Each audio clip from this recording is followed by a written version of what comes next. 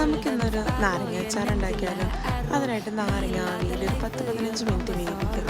വേവിച്ച ശേഷം തുടച്ച് വൃത്തിയാക്കി കഷ്ണങ്ങളാക്കി മുറിച്ച് ഉപ്പ് പുരട്ടി മാറ്റി വെച്ചേക്കുക. നല്ലെണ്ണം മൂപ്പിച്ച് അതിലേക്ക് കടുക് പൊട്ടിച്ച് അതിനുശേഷം ഇഞ്ചി, പച്ചമുളക്, വെളുത്തുള്ളി, കറിവേപ്പില, വറ്റൽമുളക് എന്നിവ ചേർത്ത് മൂപ്പിക്കുക. കുറച്ച് ഇഞ്ചി, പച്ചമുളക്, വെളുത്തുള്ളി മിക്സിയിൽ അടിച്ചിട്ട് ചേർത്ത് കഴിഞ്ഞാൽ നമ്മുടെ ഗ്രേവിക്ക് നല്ല തിക്നെസ് കിട്ടും.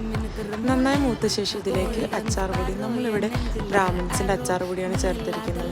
പിന്നെ ഒരു നുള്ള മഞ്ഞൾപ്പൊടിയും ആവശ്യത്തിന് കാശ്മീരി മുളക് പൊടിയും ചേർത്ത് നന്നായിട്ട് മൂപ്പിക്കുമ്പോൾ കരിഞ്ഞു പോകാതെ പ്രത്യേകം ശ്രദ്ധിക്കുക.